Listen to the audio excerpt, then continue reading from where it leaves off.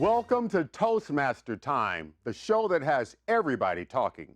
I'm Lewis Knox, and I'm your host for this edition.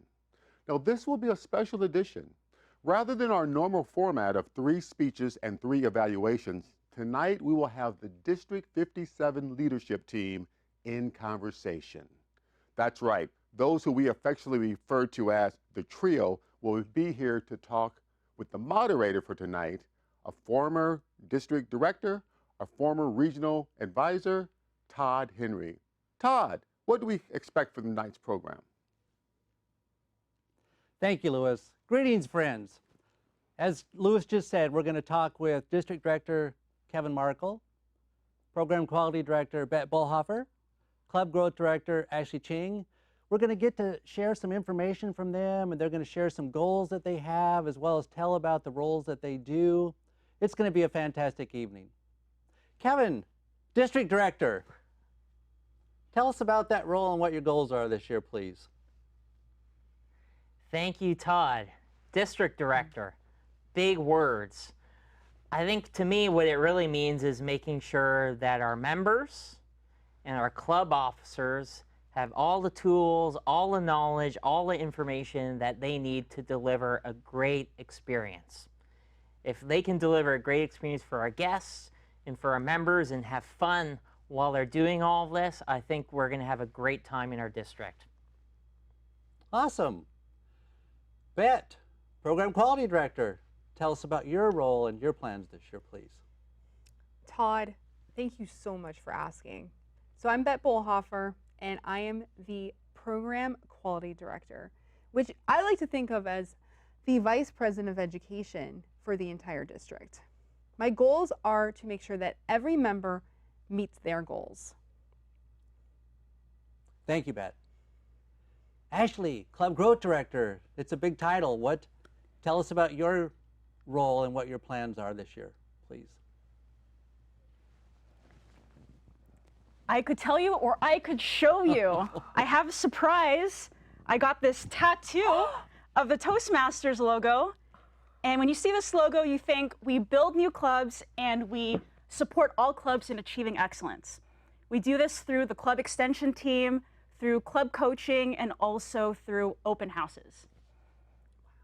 Awesome, thank you.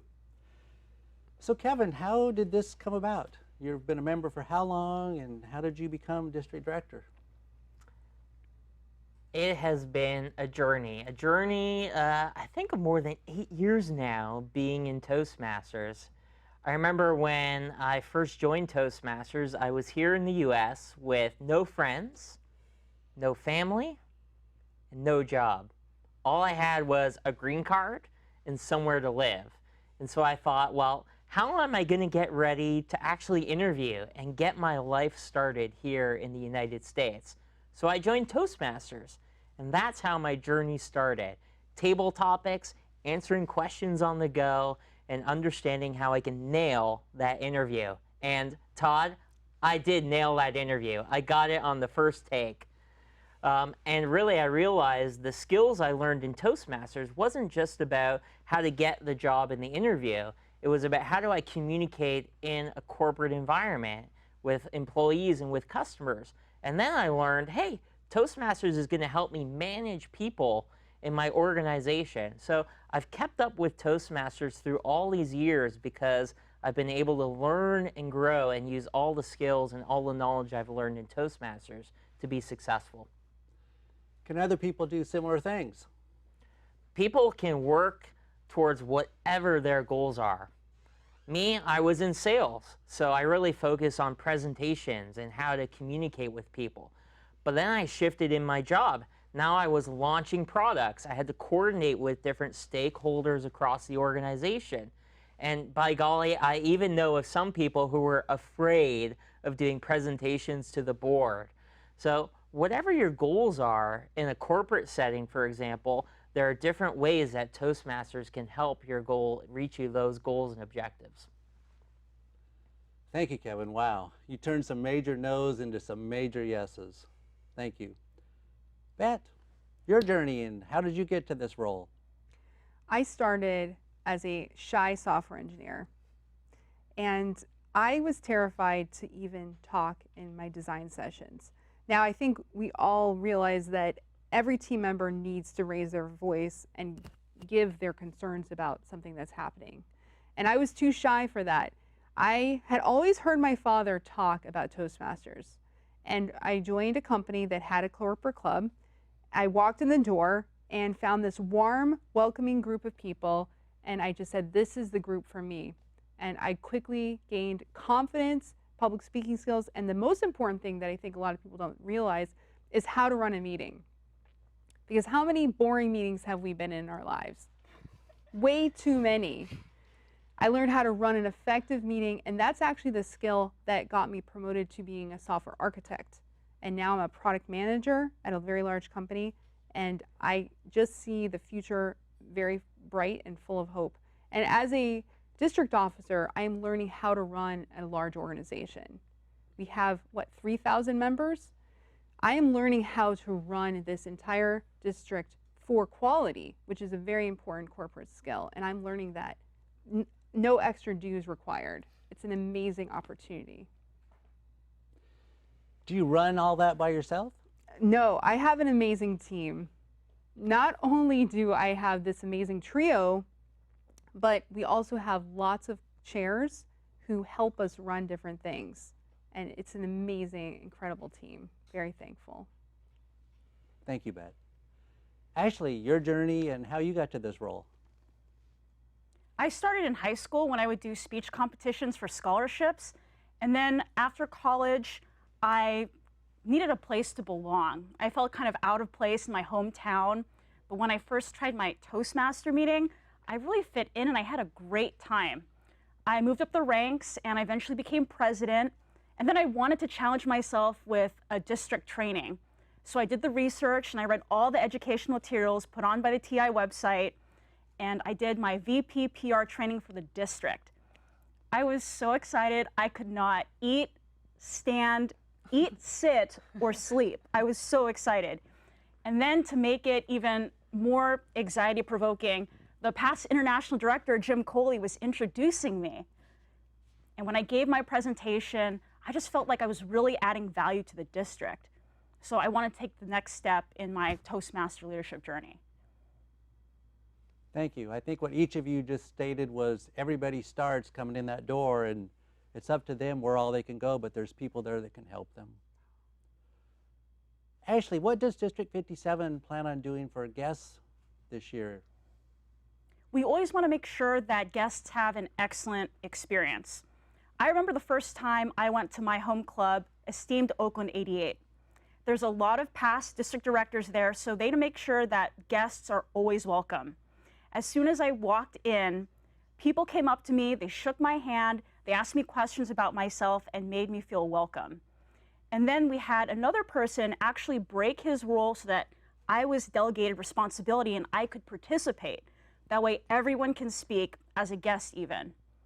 Finally, of course, I was asked to join the club. And even though it's 7 o'clock in the morning all the way in Oakland, I go to sleep early on Sunday night and I'm there because it's an excellent experience. And it all started as a guest. Outstanding. Thank you so much. Bett, what does District 57 do for members this year? Todd, it's going to be a good year to be a member in District 57 because we have so many training events. Being a member means being part of a community and having fun and being recognized. In fact, aren't those our values this year? Those are our values. Excellent. The member experience is all about having an organized meeting. And one of my favorite things about my own personal club is that we're a strong community. And I was thinking a lot about what is it that makes a community? And it's actually when we all have an organized meeting and we're building each other up. If we come in and just casually sit around and chat, that's not building strong community. That's actually making probably someone frustrated who is taking their precious lunch hour and now they're wasting it. So actually, the way that the member experience is improved is by running a good organized meeting, having an agenda, having all the roles filled, and making sure that people are doing program speeches and not just doing table topics the whole time. And that way, people actually really build relationships with each other because I see you grow, you see me grow, and we both really feel a bond. And that's how you build a really good, strong club, and that's how we all grow as members. So it starts with training, and we have lots of training events this year to help officers run those great meetings, helping speakers and members learn speaking skills outside of the club, and then we even have Train the Trainer and more events. So it's all about training and helping people be prepared to run great meetings. Thank you, Bett. Kevin, district and club officers, what does District 57 do for them this year? Absolutely. That's a great question. I think most people, when they think about being a club officer, the typical reaction is that somebody got their arm twisted into doing something that they didn't want to do. Right? Yeah, my arm, oh. Yeah, a little bit of arm twisting with my team members. It was an invitation, right?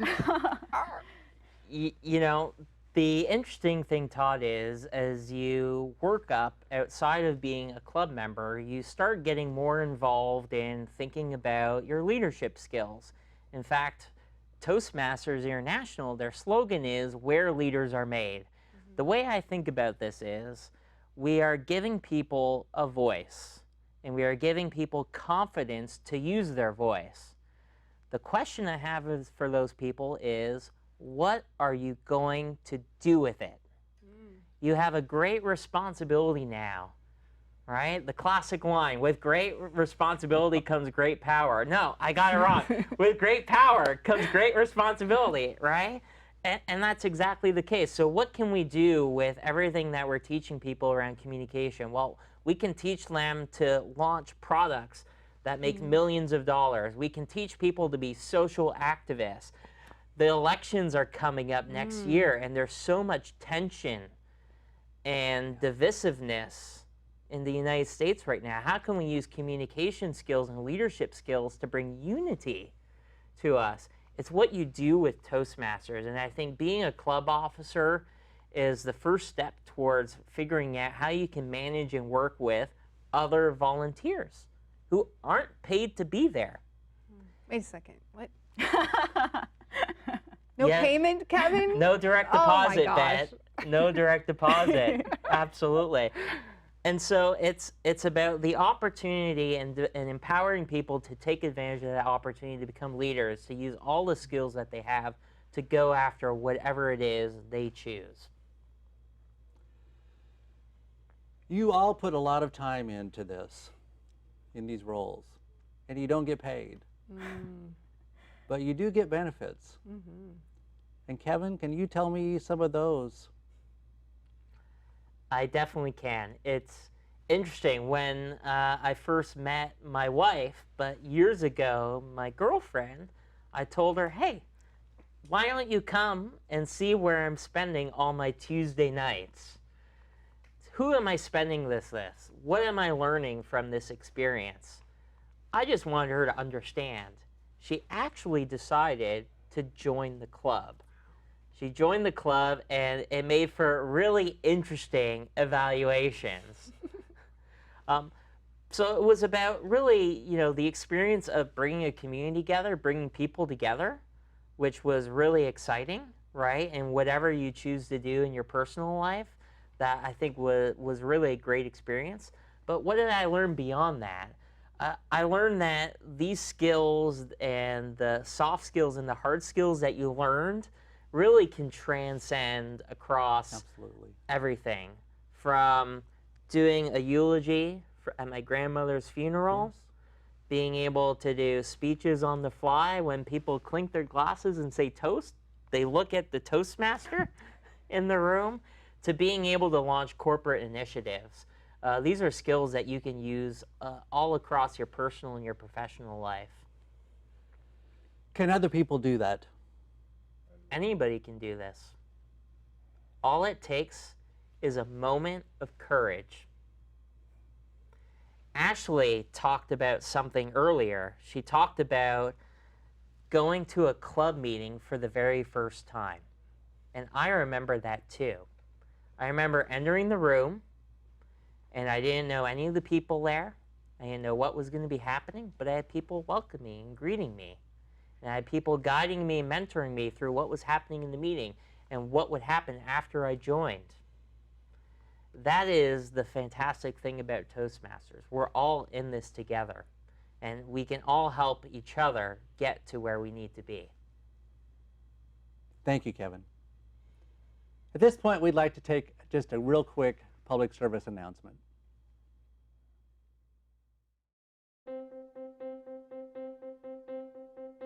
Name an effective political leader in history who couldn't speak well. Mr. Gorbachev, tear down this wall. There aren't any. Because when it comes to a disease Freedom like this, requires leadership, there are no and leadership requires parties. oratory. You have to speak to be heard. I have a dream. It's all about personal growth and guts. Never give in. Never, never, never.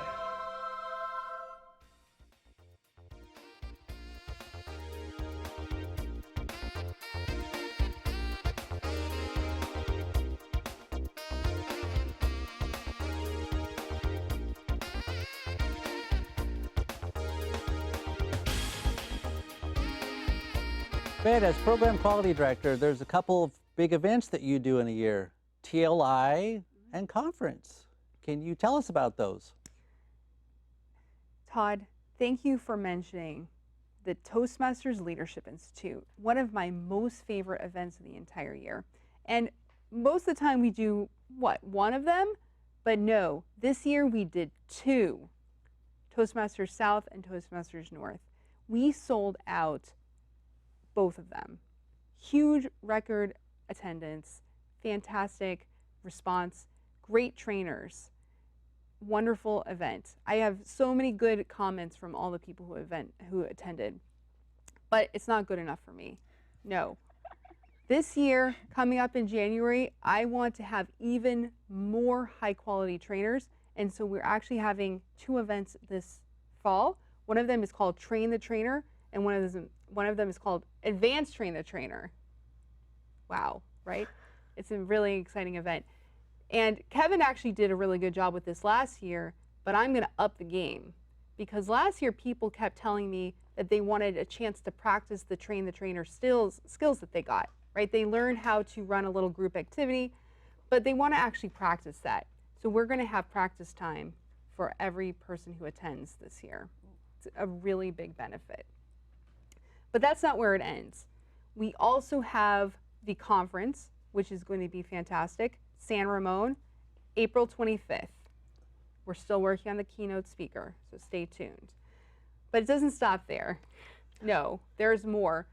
We used to have breakout sessions at the TLI for advanced speaking techniques, like humor, how to use a PowerPoint, how to run a webinar. But people, we sell out those events to just the officers, so now people are demanding to have those kind of events, so we're going to have a webinar series where people can learn those advanced topics. That's called the Masterclass series. So members should look out for that. But it's not over yet. I know you're asking, how could you fit more in this year? It's not. We have one more thing. Now, Todd, when you were preparing for a recent speech, I want to ask you, did you go on to the bookshelf and look for a manual, pull off the manual, open it up and look for some speaking techniques? Like, how did the people use gestures back in 1875? Did you do that, Todd? I'm afraid that I did not. Really? How unusual. Well, you know what? Actually, I was also preparing for a speech recently, and you know what I did? I went to Google and I searched. Is that how you do it also? Sometimes. Yeah. This is the modern age. If you ask yourself what happened to Blockbuster, where's the newspaper industry gone? It's all digital. Digital is the new thing. And Toastmasters International has put out an answer to the digital revolution, and that is called Pathways. We have this amazing Pathways program. It has all kinds of videos. It has interactive quizzes. You can test yourself for different qualities, like what's your leadership style. It's really, really fun and interactive. And we're going to put a champion in every club to make sure that everyone is able to get onto that system called Pathways, and that is called the Vice President of Pathways. So that program is also being run this year. Lots of exciting things happening. Todd, thank you for asking. You're welcome. Thank you. Can anybody attend TLI, or do you have to be a club officer? For Toastmasters Leadership Institute, you do have to be a club officer, but for Train the Trainer, we're actually opening it up to the public. Great. Thank you, Bett. Ashley, one of your big responsibilities is new club growth. Can you tell us about some current activities that you have in the works as well as plans for the rest of the year? Building new clubs is really special because we have a lot of people outside Toastmasters who do not yet know the benefits of our program. So we find people who can benefit from the skills we learn, like meeting presentation, professional development, everything. Right now we have 2 clubs at least that we're really focusing on with our kickoff meetings. But the overarching goal for the year for growth, I think, is open houses. This is how we get new people into our clubs to see what we have to offer, and we can grow our clubs. Because if you think of a club, it's like a bucket of water, and there's a hole in that bucket, and nearly 40%, up to 40% of Toastmasters quit every year. So we need to keep refilling that bucket with new members. I want every member, every club, we're shooting for at least 80% to take advantage of open house incentives. Because anytime during the Toastmaster year, it's very likely that when you put on an open house, we will reimburse you $50 for open house expenses. We want new people, keep it fresh, keep it exciting at our meetings. Fantastic. Do you have some new clubs in the works right now? We do. We have 2 at least in Fremont and Alameda. I'm going to a kickoff meeting in a few days. I just came back from vacation. I interrupted my vacation to go to another kickoff meeting, and I have an excellent extension team. I cannot do it alone. We need a team of club sponsors who are working toward their DTM, who can do the work of getting that kickoff meeting with the company and putting on demonstration meetings to show that Toastmasters is beneficial to your corporate clubs and to the community. Thank you, Ashley. Kevin, can you tell me about a personal goal that you have this year or more than one? A personal goal. I've talked about this, and I think my team knows about it. Bett has certainly called me out on it before. You know, my goal, and we've touched on it today, is, you know, we need to do this together as a team. We have a lot of big rocks that we need to accomplish, right? It's not just about helping members reach their goals. It's about helping lots of members, more than 3,000 members, reach their goals, making sure our club officers are learning and are developing and growing so that our clubs become distinguished, so that we know that they're delivering a great experience. Part of becoming distinguished club is growing your club, addressing the leaky bucket. And of course, Todd, we also have to start new clubs. These are big rocks that we need to really move. I can't do this by myself. I need a team, and not just Bett and not just Ashley, but a large team. In fact, we have more than 50 area directors, division directors, chairs, club mentors, club coaches, club sponsors. We don't do this alone. And so I think if I can focus on not micromanaging, because there's no way I can spin all these plates, if I can focus not on micromanaging, but on developing and inspiring and motivating these people to reach their goals through all these different activities, I know it's going to be a successful year for myself, for our members, and our district. Thank you, Kevin. Bett, same question. Personal goals this year. Todd, my personal goal this year is to learn how to run a quality organization of over 3,000 people, because I have my eyes set on executive positions in the future in the corporate world, and I'm making sure that I make all the mistakes, sorry Kevin, here as a volunteer before I'm actually running a corporate company, which I would like to make sure I learn all of those things beforehand. In a safe, friendly environment where Ashley can poke me and be like, hey, Bett, you know, do this other thing. It's just a nice, friendly environment here at Toastmasters to learn that. Thank you, Bett. What an awesome evening. Kevin, Bett, Ashley, thank you so much for your time tonight and sharing with us your goals and your plans and your vision. We need you to help us as well. But thank you so much for your time tonight and your efforts. I wish you the best. Louis, I will send it back to you for the final. Thank you, Todd. Well, that's our show. Thank you for joining us for Toastmaster Time. We tape our show in the San Francisco Bay Area. If you would like more information about our show, please visit our website at toastmasterstime.com. We're sponsored by District 57 Toastmasters. For more local information, please look at their website at d57tm.org. That's d57tm.org. Finally, if you would like to have more information about Toastmasters, go to the international website, toastmasters.org. Thank you very much to the staff and volunteers at the Media Center who made this show possible. And thank you to our guests, Kevin Markl, Bett Bollhoefer, Ashley Ching, and finally our moderator, Todd Henry. This is Louis Knox from Toastmasters Time. Good evening, and remember, keep talking.